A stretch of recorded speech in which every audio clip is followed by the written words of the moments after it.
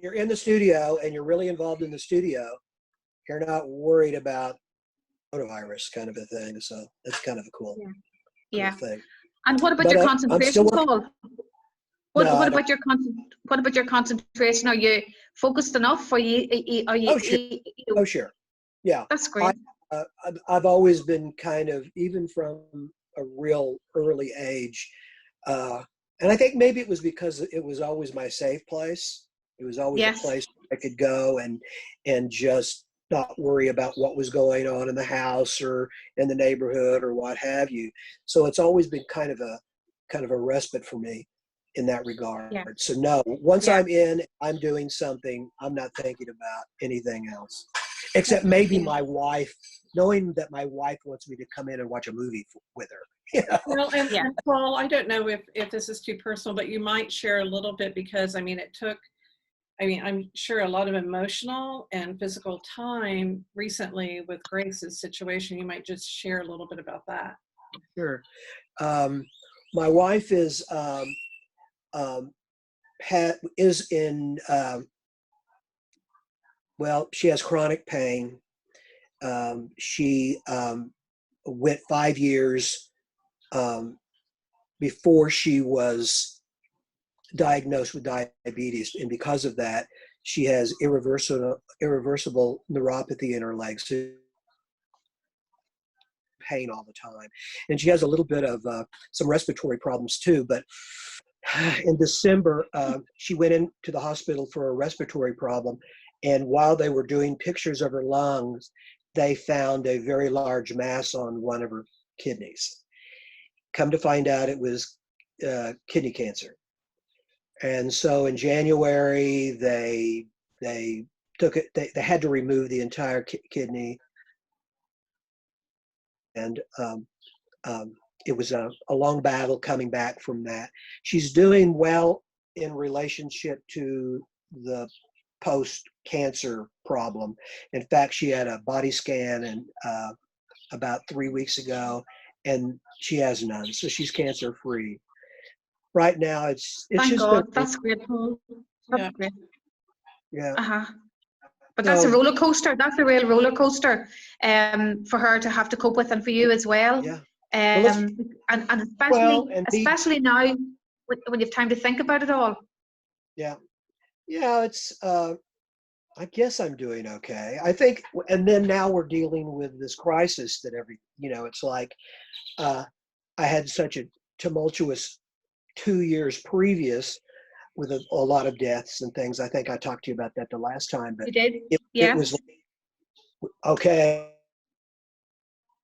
a new year, 2020, it's gonna be better this year. We had the cancer thing, and now we're in lockdown. So I'm just trying to keep my head above water. But again, it's I think it's the creative process that has just really, really helped me through that a great deal. So Absolutely. Absolutely. I think artists by nature are designed to isolate, to self-isolate and to retreat. And just yeah, when you're talking there, I'm writing down a few things because I'm taking some notes on each of the artists that I'm speaking to. You know, and Paul, I remember you showing me the tour of your studio, which was very exciting, you know, in WhatsApp. And you know, like I thank God I'm a cancer survivor as well, and I'm very, very lucky. But it does make you think.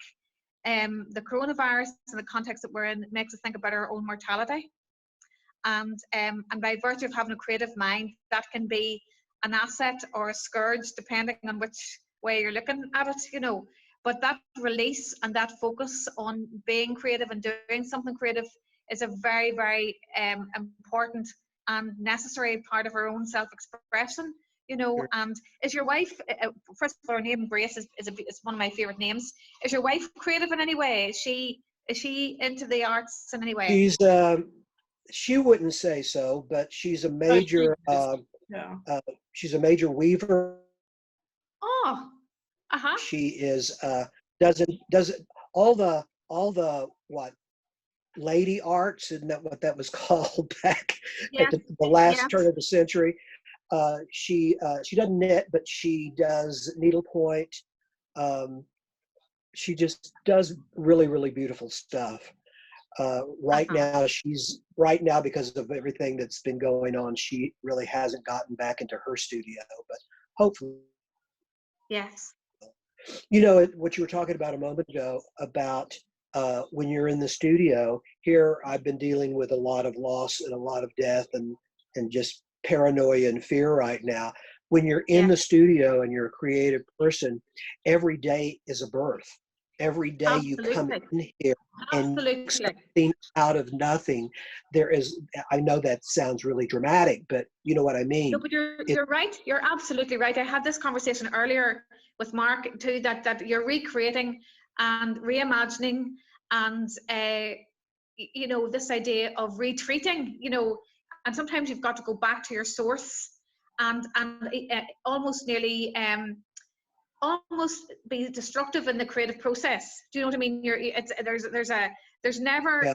ever it's never a waste of time, whether it's the thinking, the writing about it, the visioning. All of that is a very, very important. And even looking and thinking back to the pieces that you showed me, you know, they were celebratory. They were celebratory of the process of life and of death, and irrespective of whether you have faith in anything or anyone or anybody.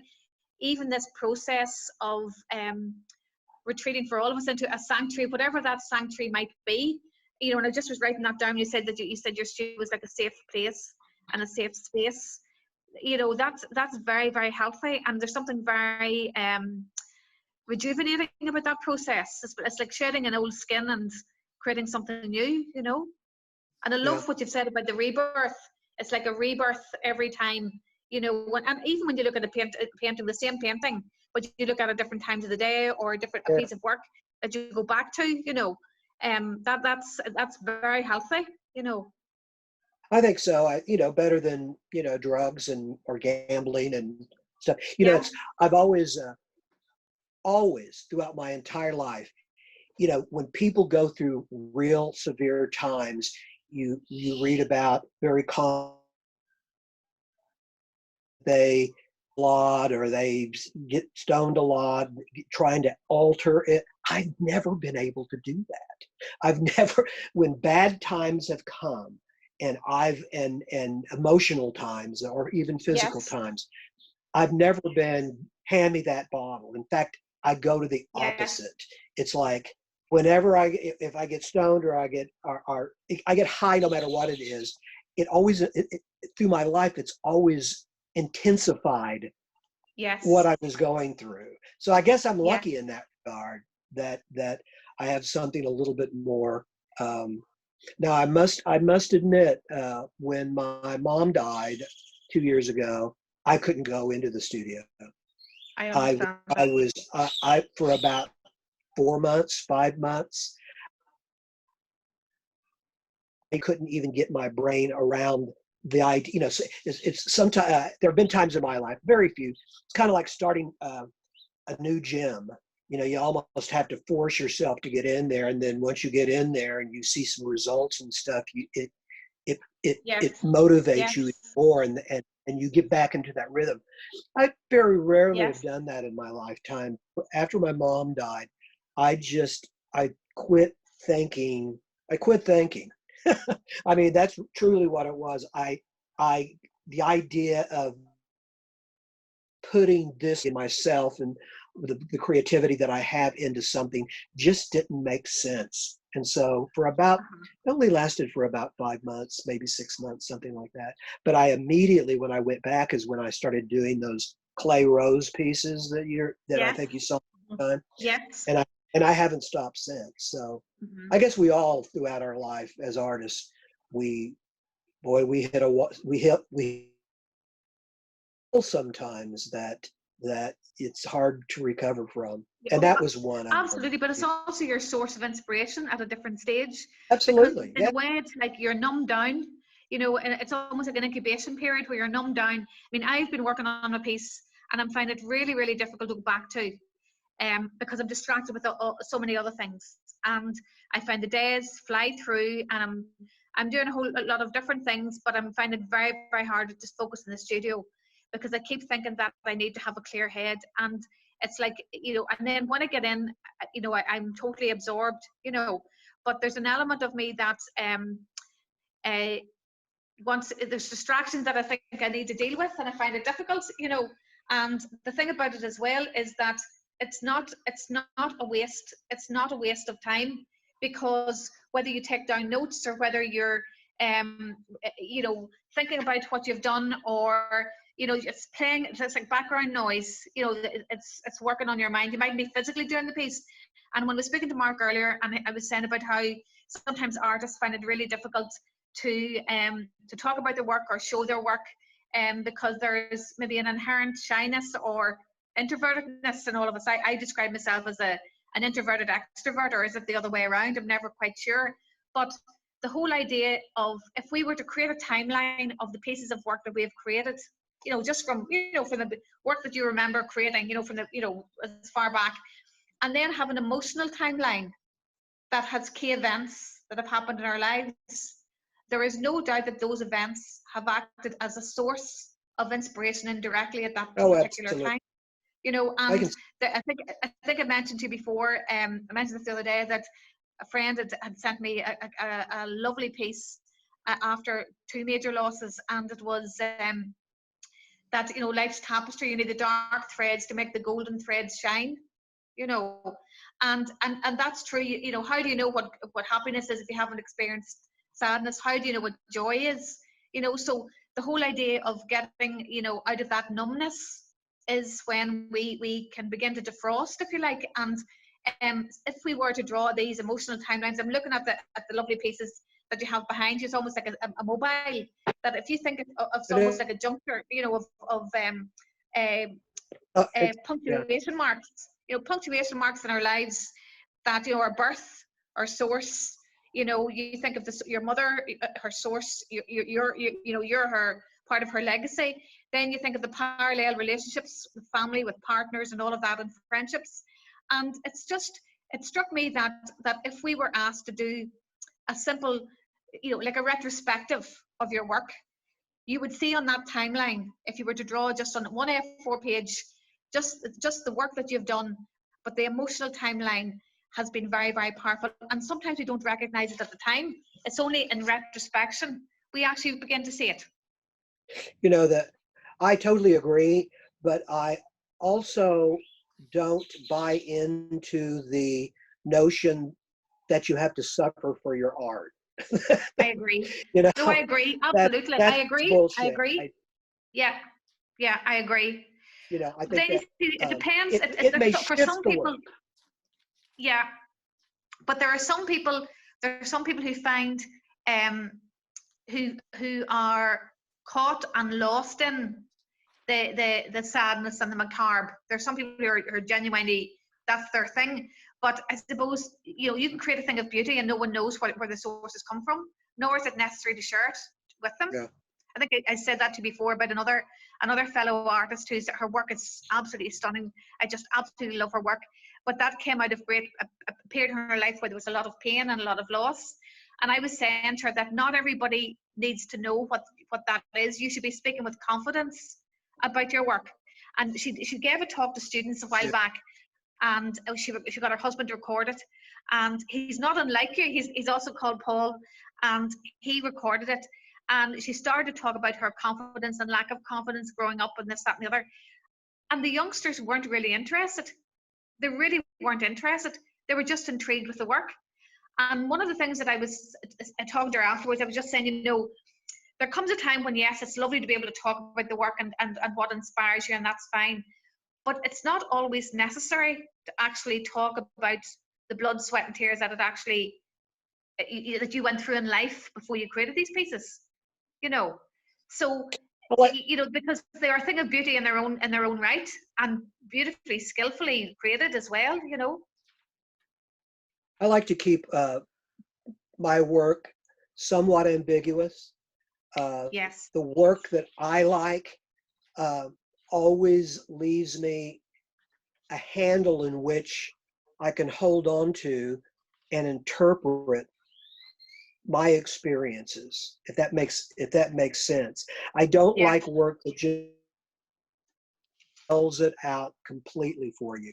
I like a little bit of mystery, and that's what I try to do. I try I think to I give think that's a what. couple Yeah, of, I yeah. think I that, think that's the artist. That's the artist prerogative as well. I think the idea of an artist's work is to draw you in. Otherwise, there's no mystery in it. yeah. Getting back to what you said a moment ago about um, the process of using your both your good experiences and your bad experiences to drive the work. I'm about 70, and I've been working as an artist close to 50 Mhm. years. And so I have, throughout those years, I have developed my own visual language. I have, like a guitarist who picks up licks throughout his life, guitar licks, just becomes part of who they are and their art. And so I find myself in that same regard. So it's not like when I start a new painting or a sculpture or what have you, I'm starting anew. I have 50 Yes. years of experience to draw Yeah. from. And so it's not like, Yeah. and I think once an artist gets to that point, you become more aware of the thread that runs through all of them. I have about 4 or 5 really, really dear friends that are artists that know my work for a long, long time. And even though I do different series and different imagery, they're one of the only people that I let into the studio for a critique sometimes. And they'll come in and individually they'll go, I can see where this is the next step you were going to take, right? Yes. Yeah. It's like, Yeah. because they know, just like what you were talking about, the emotional and the emotional line and the physical art line. So I'm at a Yes. point where the experience has led me to, because when I go from one series to the next, they're all connected in a certain way. They're all connected Yeah. with a feeling or a vibe that the last series had, even though it looks completely different and using new materials Yeah. and stuff. And I Uh-huh. find, and I feel privileged, and I feel grateful that I'm in a situation where what I've been doing, let's say the last 20 years, is really who I am, and not, Yeah.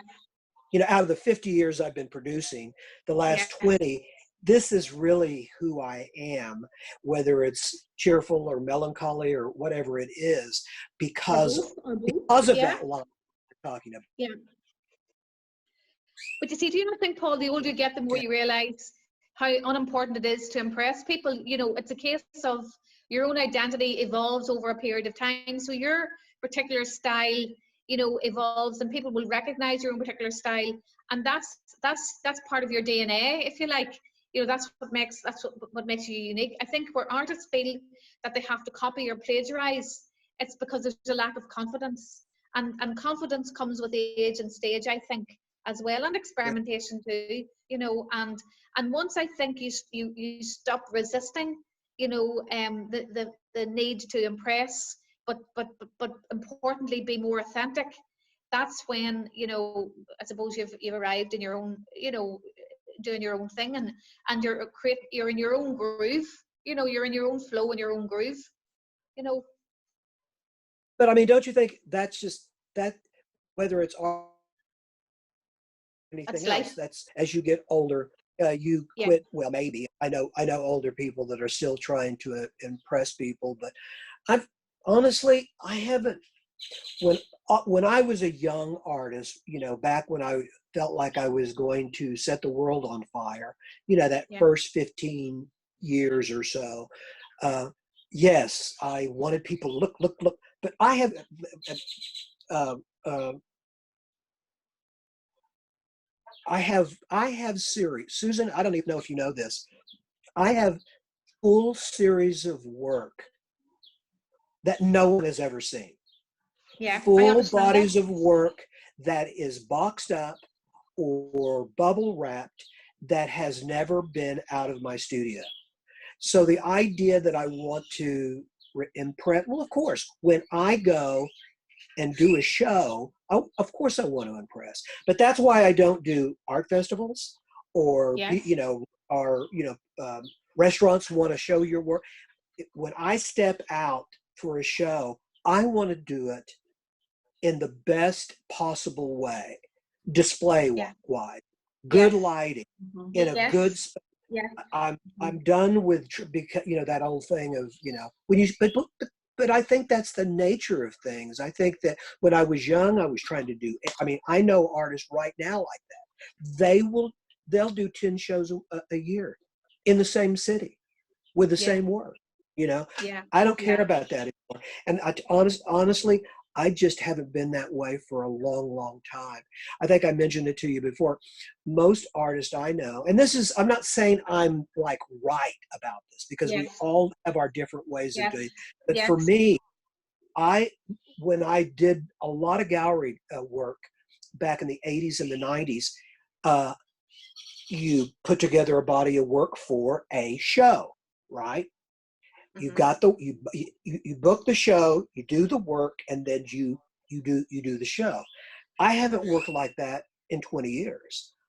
I will take my time and make a body of work, and then once I feel like I really want to do a show of it, I will seek out a place to show it, which means that sometimes the work is 1.5 to 2 years old before I actually do a show.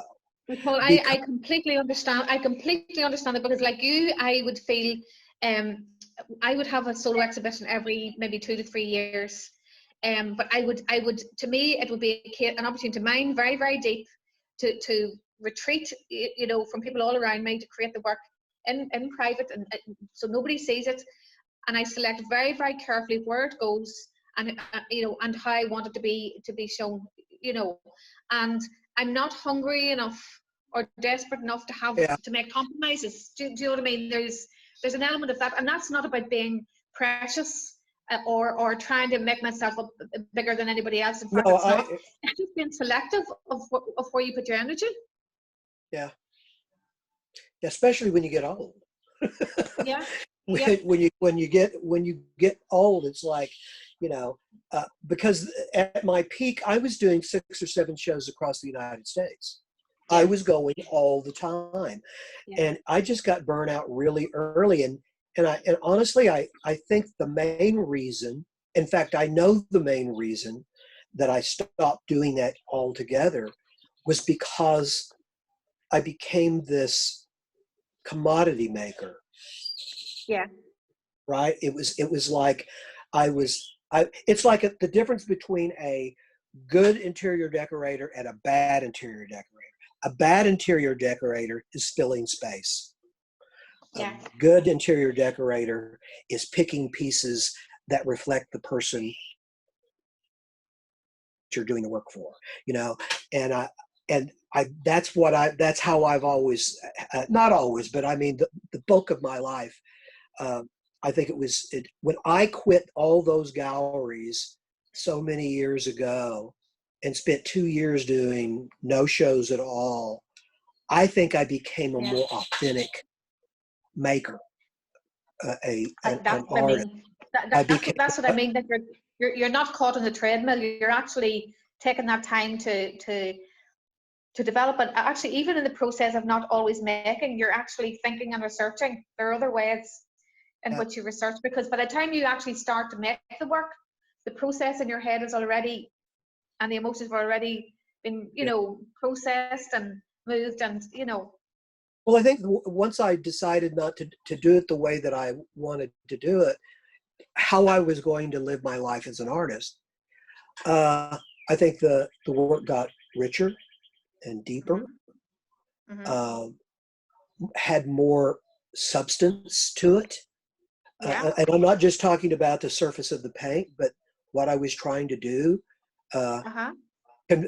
Because everything, I consider myself a conceptual artist. I've always tried to put some kind of content in the work, other than just trying to make beautiful pictures. Now, I tell you what, with these rose paintings that I did, even though they were born out of kind of despair, I said to hell with it.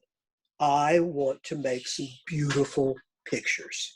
But that's my point. We But had this that's it. conversation before. We've Yeah. had this conversation before, Paul, because out of all of the emotions, even the darkest beauty can emerge. And I'm curious to see, I mean, are you going to show me some of your pieces of work again? Let me show. I can hold on. I've got a couple of pieces, small pieces I can pick up. Okay. I can't see. Yes. It. Yes. Let's see this. Yeah. If you lower that, yeah, the scale of it's Lower? beautiful as well, Paul. That's. Did you have that up on the website? No. I don't know. We had it on the creative, I mean, on the Objets Trouvé website. Yes, that's right. Because I recognize the piece. It's beautiful. Actually, what I'm doing is I'm going to be doing a large. Well, just a minute. Is that an oils or acrylics or what medium have you used there, Paul? It's collage work with acrylic, wood varnishes. Here's another. What I'm going to be doing, and I can't see this, but I'm going to create a 10 by 10 foot grid of all these roses. Is kind of what's amazing. I hadn't seen the white one, Paul. That's beautiful. It's beautiful. Beautiful. Four now, and so yeah. Honestly, here's a piece that I'm doing that's in process. It's not finished. And again, I don't know how much you can see because I can only see a little tiny. Yes. Yeah. What did you make that from, Paul? It's clay. This is not. If you ever see this again, it's not going to be anything. Is it fired? Is it fired or is it a model clay? It's fired. Fired. And is that a glaze or is that paint? It's paint, but it's not going to be this color when I'm finished. Oh. I got a crown. I got a giant crown of thorns at the bottom that this kind of appears out of. Oh, lovely. Yeah, this is. I see. I can only see about that much of what I'm showing. So is that? Yeah. What I see what's of it me. Called? What's it called, Paul? This I don't have a name for it yet. This is all. This is it. I'm a fourth done. You know. And when did you start? When did you start making it? I actually made the figure about a year ago. Okay. And it's set in a corner, and while I was doing all of these crowns of thorns and the things that I'm doing, I decided to incorporate it into one of the crowns of thorns. But I've only been working on it realistically now. I want to say about a week and a half. But this clay body, I did a year ago. Okay. I do that. If I can, let me show you if I don't screw this up. Yes, if you're on the iPad, if you turn it long ways, if you turn it portrait, I might be able to see it. Yes. Oh, this thing? Yeah. Oh, that's from the 80s. The large kind of tornado thing. Yeah, that's from the 80s. Yeah. But what I was trying to show you is all the clay. Let me see if all of the clay elements that I've got. I make a lot of clay elements. Yes. Yeah. I did ceramics and painting at college. That was my focus. Let's see if I can do this. And this is another piece I'm working. Do you have your own kiln, Paul? No, not yet. But I'm going to. This is the place that I usually get it fired. They're closed, right? They can't do it now. But there's a young artist that I know real well, Nicole Moyne. She's a clay artist, and she's got like 5 kilns, and she contacted me and said she would fire my work if I needed Well, it. So Paul, also, I think that Gail might work with you on that, and Colin Rosewood yeah, might too.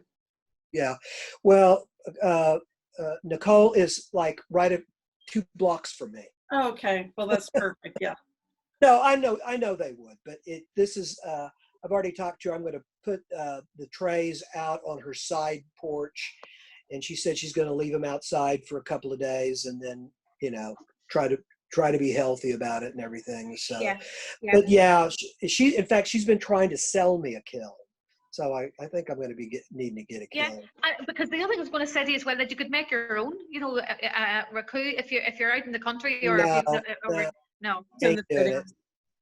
Yeah, No, it's too that's much like, hassle. It's too much. I used to have a small kiln myself. It was a top loading kiln, yeah. and then I gave it to students years ago.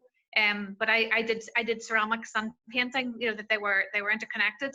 So I would be well aware of the process, and you want to do it. You want to get it right as well. Oh, now I've got all 3 of you. How did that happen? I don't know. Maybe because you turned the iPad round.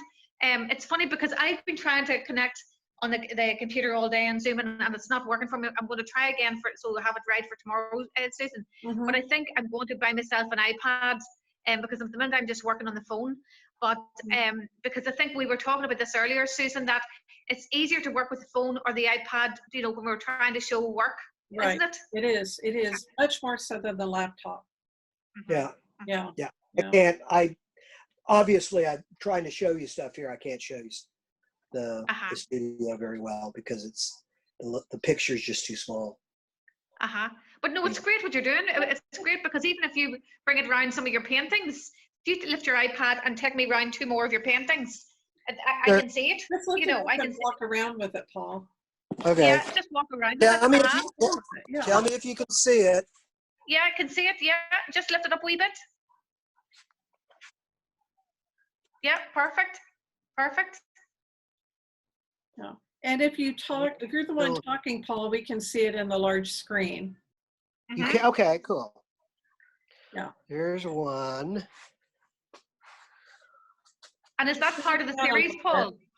Is that part of the Roses series? Yes. And is it acrylics or oils or? It's acrylic. All of these are collage with acrylic and wood varnish. I wood varnish almost every. And what's your ground? Oh, I love that. I love that one there. Beautiful. Yeah. That's beautiful. Was that on the website as well, Susan? Yeah. Was that on the website? I can't. Paul, if you can speak so I can see it large screen. Okay. Let me. The one with your daughter. The one with the figure the one your daughter is beautiful. The one with the daughter is hanging in my house right now. Okay. Okay. So this is a second one with your daughter. But there was another one right across from that, I think, Paul. Yes, you were just showing us there your paintings. Paul, if you talk us through your studio, then we can see them. I have to be talking? Yes. Oh, yes. I can. Okay, I'm learning. Here's Great. another one. This is another one of my daughter. That's beautiful. Well, she's a beautiful young lady. So let me. And I really, really like this one. Just let me flip it over.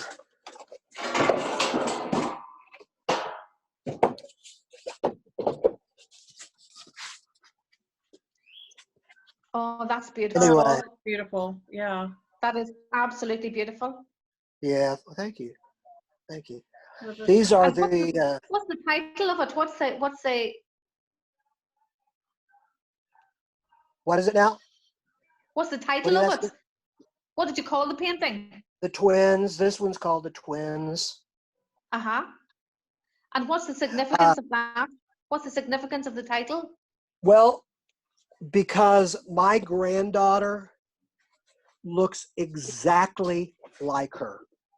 Oh my goodness. It is eerie how much they look alike. And so, let's do this one. Anyway, this is. These are beautiful. These are absolutely beautiful, Paul. Yeah, I love that one, Paul. I hadn't seen it. Beautiful. Can you go a bit closer so we can see the face?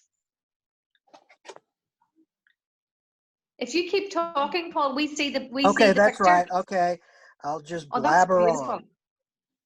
Yeah, all of these works are very. What can I say? They're collage, but have a mosaic quality to them. Like the blue background, I hand paint the paper, the color that I want. Yes. And then I go and cut them up into collage. There's this. Yeah. And then the faces, do you paint the faces or are they collages? They're beautiful. They are collage, but they're also painted. Yes. They're like they're kind of like painted photographs. You know, back in the day. Uh-huh. Yeah. I definitely have a beautiful daughter. It's stunning. Stunning. Let me show you one more. You have a great space, Paul. You have a great space. Well, it's really crowded right now, so. Uh-huh. I'm one of those sloppy artists. Oh my. No. His studio was so organized. That's what I thought. I remember the first time you brought me around it, Susan, as well. I thought to myself, no, you're not a bit sloppy, Paul. Not at all. Not at all. Okay, Mark. Paul, say something about this one because I want to see it larger. Okay, this is you know, the mobiles. In fact, this is the first one that I did of this series of my daughter. How the collages, the roses, and everything cascade down.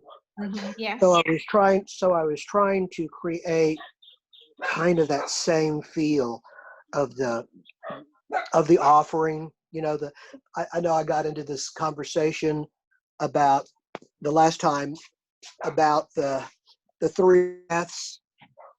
Yeah. The deaths is when first is when you actually die.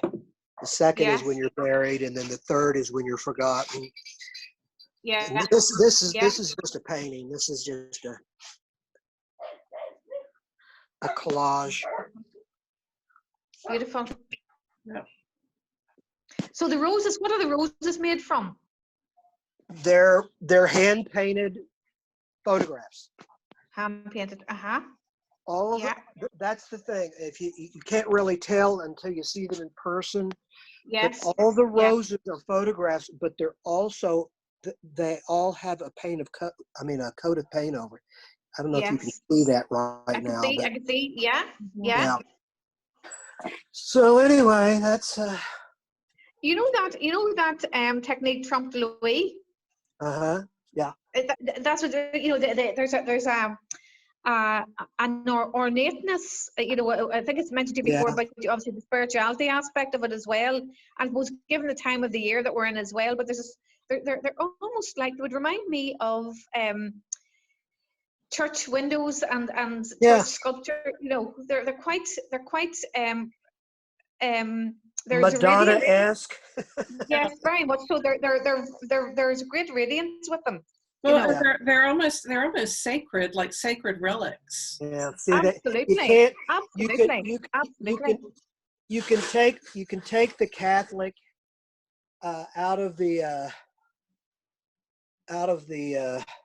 church, but you can't take the Catholic out of your heart, I guess. I'm not a religious person, but I was raised with all that phenomenal iconic imagery that I've always said that even if you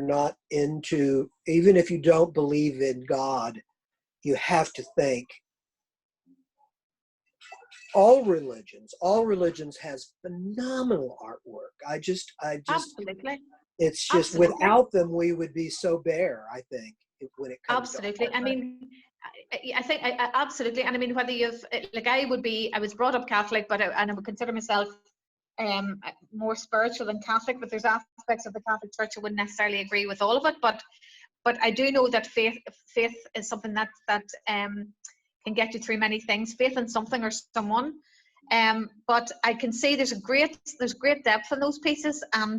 And one of the artists who taught me, she was a nun that lived in America for many years, Sister Aloysius McVeigh, and she did a whole series of icons. They're absolutely most beautiful icons, and she designed stained glass windows as well. And I must try and see if I can get some of her work. But she died. She was buried on Christmas Day, I think, about a couple of years ago. And but her work is just very precious. And she was one of my lecturers at college, and she had a brilliant attitude in life. You know, she wasn't your typical nun, just such a gorgeous person inside and out, and full of fun and crack, you know. And but the nature of her work was very, very powerful. There's an artist, and I must send you, I think it's Jellet is a surname. I think she might be an Irish artist. I think I might have a book on it, but I must send you some photographs of it, because it reminds me of some of that, just this idea. And one of the things she got us to do, it was part of her kind of revisiting whole colour theory. It was the project she wanted us to do as young student teachers, and she got us to build a frame of wood, you know, that would be the size of a patio door, like it could be 6 foot by or 8 foot by 8 foot. And just like a wooden frame, or it's like smaller, and she get us to draw out these images. And then if you can imagine 2 sheets of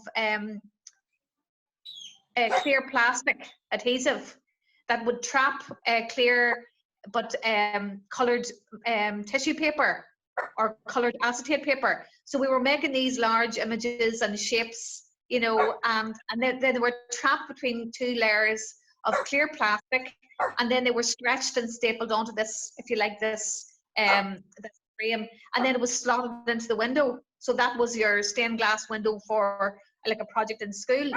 There's something very iridescent about what you've done there with the pieces. Really, really beautiful. Well, I tell you, you're not the first person to tell me that my work has a kind of a religious or spiritual tinge to them. Yeah. I think it comes through strongly, Paul. I really do. Absolutely. Yeah. Absolutely. I mean, you the can't very really. first... I mean, some of this is, you know, like the blue one with the veil, but even the ones that aren't, there's a I don't know, trying to capture this kind of exquisite moment in time, kind of a thing. But also the crown of thorns and the crowns of thorns and roses intertwined. I think I remember seeing those first when you first introduced me to Paul, you know, Susan, and we had a quick look at your space, and the crown of thorns is very, very powerful, and it's actually universally recognized, you know, as well. So I think what you've created is something very, very it's beautifully made, and you know, for someone would represent pain, for others beauty, but you've got both there, you know. Thanks. Noelle and Paul, I'm aware of the time. I'm conscious of the time, and we said this would be for an hour. We can certainly continue, but Noelle, I'd like for you to share a little bit with Paul about maybe some opportunities with the Royal Ulster Academy, or maybe some shows. Yes. There's really 2 websites that I'll send you some information. I just sent it on to Mark earlier, and it's the website for the Royal Ulster Academy and the website for the Royal Hibernian Academy. And in the island of Ireland, Paul, I don't know whether you know much about Ireland, but you've the north of Ireland, which is part of the United Kingdom, and then the south of Ireland, which is the south of Ireland, which is known as Ireland. We're kind of a hybrid of all sorts. But the Royal Ulster Academy is a group of artists based in Northern Ireland, and they have an annual exhibition every year and there's an open call. It's an international open call as well, but it's worth actually looking at the at the website. And then I'm going to then in Dublin there's also then the Royal Hibernian Academy, and they have online exhibitions as well. But even just to dip in and out of, not that you need to know anything about anybody, what other people are doing, but even to see, and I'm thinking of other sculptors as well, and painters, and what I might do, Paul, is I'll send you on some other contacts just to have a look at. Have you have your own website, haven't you, Paul? Yes and no. I have a website for my books that has a link to my visual art, but this stuff is not in the visual art right now. This is all new stuff, so I haven't downloaded this stuff. You have that address, Susan? Yes. Yeah. The Enchanted Circle series. Yeah, right. Because what we were talking, Susan and I were talking about was, the possibility of connecting, yourselves with other artists and to explore, opportunities like this, because it looks as if this lockdown is going to be on for a while. But I think what Susan is doing, obviously, to support the artists. We had a lovely opportunity. Was it on Friday past? That was my first chance to talk to the other artists and with Susan, and just I suppose introduce myself. Obviously disappointed not to actually meet you all in the flesh, and hopefully at some stage we will meet. But I suppose really to just to continue to congratulate you on what you're doing and what Susan's doing is it's lovely to see. And it's funny because Susan and I have been in communication since May of last year, and it'll almost be a year, which is hard to believe, on a weekly basis pretty much, Susan. I know. It's hard to believe. So but Paul, it's lovely to see your work, and a pleasure to see you again, and I hope your wife continues to thrive and enjoy this opportunity, because we'll never get this time back, and just keep safe and well. You too. Absolutely. You too. And nice talking to you again.